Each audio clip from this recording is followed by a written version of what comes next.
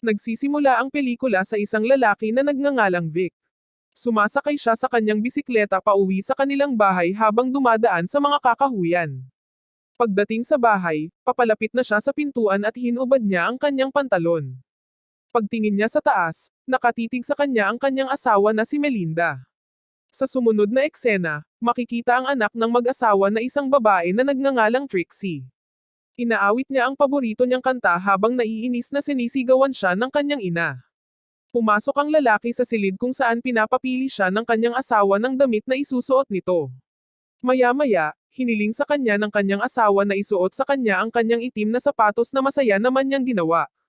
Sinabi ni Melinda kay Vic na mahal niya ito. Hindi nagtagal, iniwan ng mag-asawa ang kanilang anak sa babysitter para pumunta sa isang party. Bumisita sina Melinda at Vic sa party kasama ang kanilang mga kaibigan. Doon, si Melinda ay lumapit kay Joel, isang matagal na niyang kaibigan at nagsimulang makipag-usap sa kanya. Napansin ni Vic ang kanyang mga ginagawa ngunit nananatili lang itong tahimik. Dinala ni Melinda ang kanyang kaibigan sa isang pribadong lugar at sinimulan siyang halikan kaagad. Alam ni Vic ang mga nangyayari ngunit ang tanging magagawa niya ay panuurin habang ginagawa ito ng kanyang asawa. Kahit magkatinginan sila ay patuloy na ini-enjoy ni Melinda ang kanyang mga pantasya. Samantala, ang kaibigan ni Vic na si Mary ay lumapit sa kanya at ibinahagi ang kanyang mga pag-alala sa relasyon ni Joel at Melinda. Gayunpaman, tiniyak ni Vic sa kanya na hindi niya pinapansin ang sitwasyon at mahal pa rin niya si Melinda kahit sino pa siya. Nang hindi pa nakontento, nagsimulang sumayaw si Melinda sa ibabaw ng piano para makuha ang atensyon ng lahat. Pagkatapos ay nagsimula siyang tumugtog ng piano na nagpapasaya sa karamihan. Ngumiti si Vic sa kanya sa kabila ng kakaibang ugali nito na parang walang nangyayari. Kinalaunan, lumapit si Joel kay Vic at nagpasalamat sa pagbibigay niya ng oras kay Melinda. Sinabi ni Vic sa kanya na i-recall ang isang lalaki na nagngangalang Martin McRae na kamakailan lang ay nawala at isa rin dating manliligaw ni Melinda. Ipinapahiwatig ni Vic na siya ang naging dahilan ng pagkawala niya. Sa tingin ni Joel ay biro ito ngunit siniguro ni Vic na magiging halata kung ipagpapatuloy niya itong gagawin. Pagkatapos, umalis si Joel sa party nang hindi nagpapaalam kay Melinda dahil natatakot siya. Hindi naman nagustuhan ni Melinda ang naging aksyon ng kanyang asawa sa kanyang kaibigan. Tinanong niya si Vic kung may sinabi ba siyang masama kay Joel. Itinanggi naman ni Vic ang pananakot kay Joel at umuwi ang mag-asawa. Sa bahay, hinubad ni Melinda ang kanyang pangitaas at nagsimulang gumala sa loob ng bahay na habot-hubad habang naroroon pa rin ang yaya. Dahil dito, inutusan ni Vic si Melinda na pumasok sa kwarto niya. Maya-maya, lumapit si Vic kay Melinda at tinulungan itong maghubad ng kanyang damit. Dito nilinaw na talagang may mutual understanding sila na nagpapahintulot kay Melinda na mahalin at yakapin ang sino mang magustuhan niya. Kapalit nito, hindi niya kayang hiwalayan si Vic at kailangan niyang manatili dito dahil nag-aalala si Vic sa kanyang pamilya. Makalipas ang ilang araw, sumama si Vic sa kanyang mga kaibigan kung saan nalaman niyang alam na ng lahat ang pananakot niya kay Joel sa pagsasabi ng biro tungkol kay Martin McRae. Pinaliwanag din nila na si Melinda ay isang babaeng may sakit dahil lahat ng ito ay ginagawa niya sa harapan ni Vic. Pabalik sa bahay, nalaman din ito ni Melinda at sinabihan si Vic na humingi ng tawad kay Joel. Pagkatapos ay iniimbitahan nila siya sa isang hapunan. Kumakatok si Joel sa pinto at sinalubong siya ni Vic. Kinakabahan niyang tinanong kung nasa bahay ba si Melinda at muling nagbiro si Vic na wala. Sinabi sa kanya ni Vic na mag-uusap sila at mag-e-enjoy ng seafoods. Maya-maya sa mesa, pinaghanda ni Vic si Joel ng sandwich habang si Melinda naman ay sinimulang kainin ito sa paraang tila iniinis ang asawa. Pinapunta niya si Vic para dalhin ang kanyang anak sa kwarto at magkwento ng mga bedtime stories. Maya-maya, nahuli ni Vic sina Melinda at Joel na magkayakap. Isang araw, nag-uusap sina Vic at Melinda kasama ang writer na si Don Wilson at ang asawa nitong si Kelly sa isang party. Tinawag ni Don si Vic na isang killer at nagbibiro tungkol kay Martin McRae. Kinalaunan, nang makita sina Trixie at Melinda na sumasayaw, niyaya ni Vic si Kelly at nang pumayag ang babae, nagsimula na silang sumayaw. Nakaramdam si Melinda ng selos habang pinagmamasdan ang asawa. Habang papauwi, tinanong ni Melinda si Vic kung sa tingin niya ay mas kaakit-akit si Kelly kaysa sa kanya at kung gusto niya itong yakapin. Inamin nito ni Vic at sinubukan ni Melinda na patunayan na mas mahusay siya kaysa kay Kelly sa pamamagitan ng paghalik sa kanyang imbatido. Sa sumunod na araw, pinapanood ng mag-asawa ang kanilang anak na naglalaro. Tinawagan siya ng kanyang bangko na may impormasyon tungkol sa bank account ni Melinda. Doon, nalaman niyang nagpadala si Melinda sa isang piano player ng tseke na nagkakahalaga ng $3,000. Pagkatapos ay sinimulang tingnan ni Vic ang background ng naturang tao. Hinanap ni Vic si Charlie at binisita siya ng personal. Pagkatapos mag-research, sa hindi inaasahang pagkakataon, dumating din si Melinda sa restaurant na nakangiti at nakikipag-usap kay Charlie. Isang gabi, hindi umuwi si Melinda at nagpalipas ng gabi kasama si Charlie. Pag-uwi niya kinaumagahan, sinalubong siya ni Vic at tinanong kung saan siya nanggaling.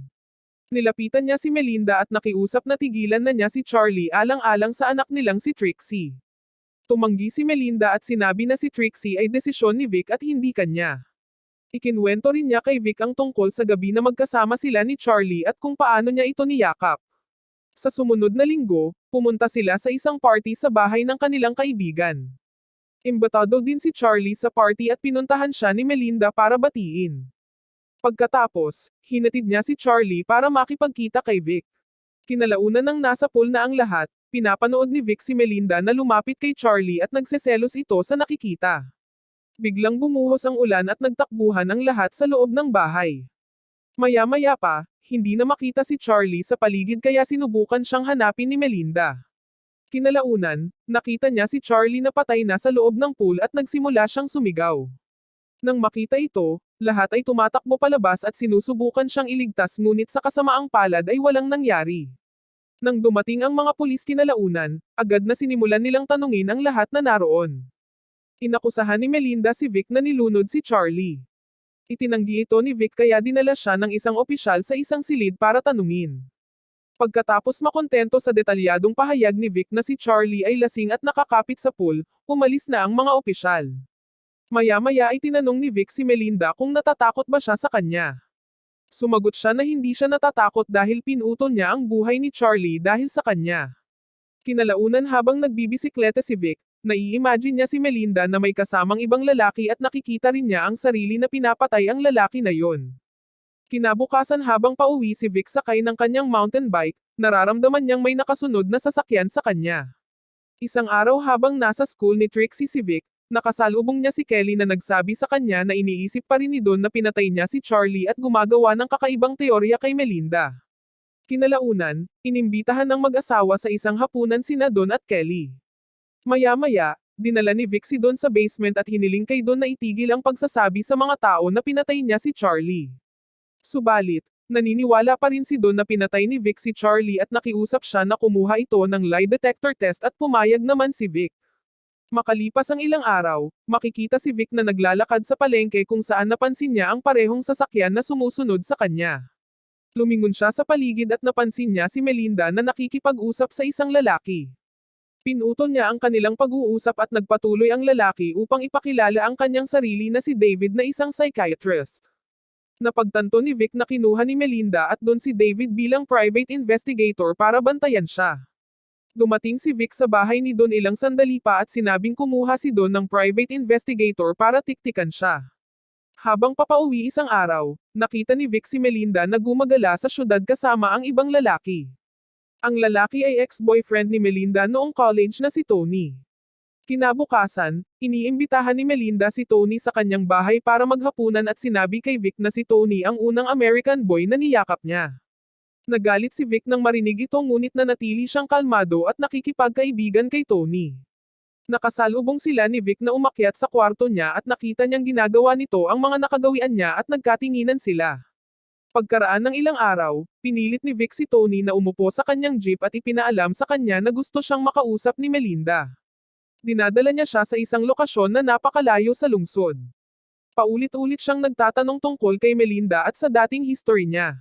Kinalaunan, itinigil ni Vic ang sasakyan pagkatapos makarating ng malayo sa kakahuyan sa kabinato si Tony at tinamaan ito sa noo.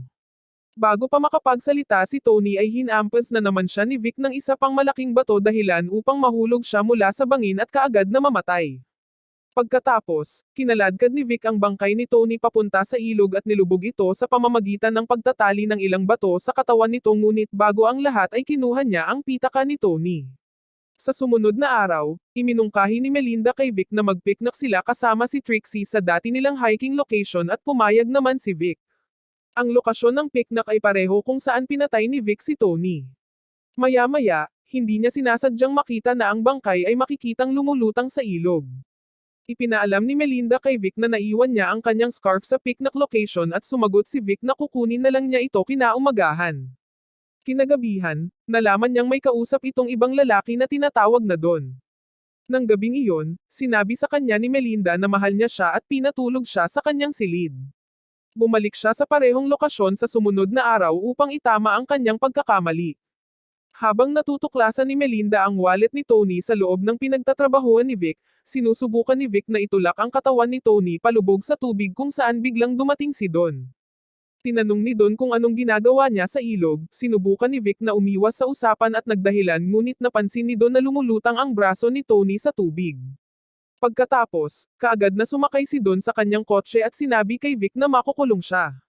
Sinundan ni Vic si Don gamit ang kanyang mountain bike ngunit hindi niya ito naabutan. Nag-shortcut si Vic at bumagsak sa harap ng kotse ni Don dahilan para lumiko itong bigla at nahulog sa ilog na kaagad niyang ikinamatay. Pag-uwi ni Vic, nandoon na si Melinda na naghihintay sa kanya na nakaupo sa hagdan tulad ng sa simula ng pelikula, tinitigan niya ito saglit at sa wakas ay ibinunyag niya na nakita niya ang wallet ni Tony. Natapos ang pelikula habang sinusunog ni Melinda ang wallet ni Tony na nagpapahiwatig na mananatili siya kina Vic at Trixie.